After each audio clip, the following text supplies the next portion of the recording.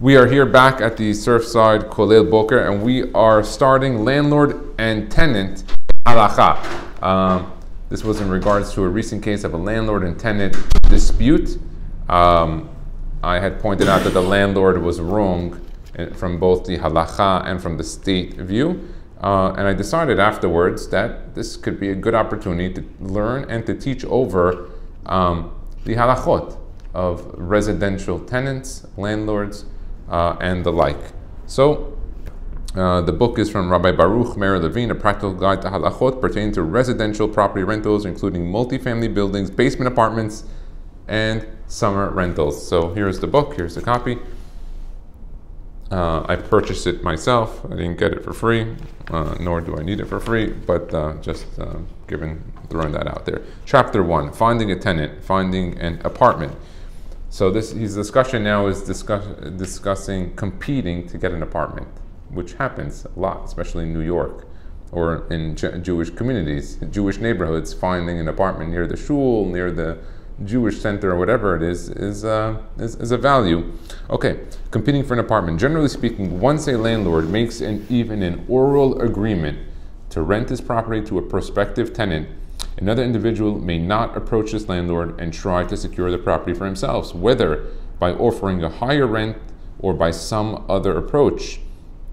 And he brings down on the bottom, Kemevoad, Bedine, Ani Mehapech Baharara, and Vayen Bepitche Teshuva, Sham Samech Kuf Bet, Shebi Mahaloket Rishonim, Im Yesh Hayuv, Hazara Badin Ani Mehapech, Vehachemdat Shlomo Mesik de Kashla, Koshla Noda Lelokeach, שיש מישהו שמהפך עד לאחר שכבר קנאו, כשנתוודע לו אחר כך, אינו חייב להחזירה, וכן כתב האודהש, he says here, בכנסת הגדולה, אינו אלא מידת חסידות להחזירה. עוד בחי גבנה, אינו אלא מידת חסידות להחזירה. ואפשר לכל זה לגבי קניית חפץ, אבל לגבי שכירות בתים, כולי עלמא יודו אפילו אם נתוודע לו אחר הפסיקה, אין לו שום היתר להתחיל או להמשיך השכירות. וזה דומה לקניית החפץ לכתחילה, ואינו עניין של חזרה.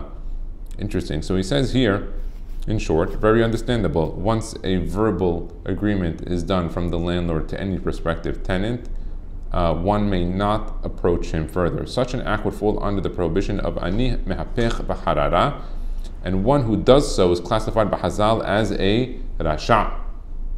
So there you go. Who's the wicked man? The wicked man is the one who goes to a landlord and convinces him to rent him a place after the landlord verbally. It didn't say that he shook anyone's hands. It didn't say he signed an agreement. He just verbally told them, I'll give you the apartment. Interesting. Furthermore, even if the agreement was not yet finalized, but it seems certain that it will be in the near future, the second tenant should not attempt to secure the apartment for himself. Then he brings down also a bunch of sources from the Ramah and some others from the Mordechai. Likewise, if an apartment is currently rented out, even if the current tenant only has a month-to-month lease, according to many poskim, it would be prohibited for one to try and secure the apartment for themselves, if the current tenant wishes to remain in the apartment and the landlord would otherwise be willing to extend the lease. So you got that one, David? That this apartment is rented month to month. There's no written lease. The tenant is just there paying month to month. And you know that the landlord would extend the month to month for this tenant, and you know the tenant wants to stay. If a person goes to him and says, hey, I know that you don't have a lease with the guy, if you get him out, I'll take the place. He says that's prohibited. You can't do that either. In these instances, the landlord would also be prohibited from renting the property to the second tenant, as this would be a violation of the Fnei Eved, since he would be enabling the second tenant to transgress the prohibition of Ani Mehapech B'harara. So he says not only does the landlord have a problem, by giving it to the tenant, he's making the tenant have a problem because of the Fnei Eved lo titen mechshol. Why are you letting him do that? According to most poskim, if this apartment presents a very material benefit to the second tenant, which he would not be able to obtain with another apartment, or is an exceptionally good price, this isur does not apply. Okay, so if this apartment is a special one, I don't know what the specifics of that, the second apartment, or if it's an exceptionally good price, meaning it's not a market value, so it's a deal, says the Isur doesn't apply. Nevertheless, it is commendable to avoid such a practice even in such an instance. Notwithstanding, in the case when there is a tenant currently living in the apartment, this leniency should generally not be relied upon at all. Okay.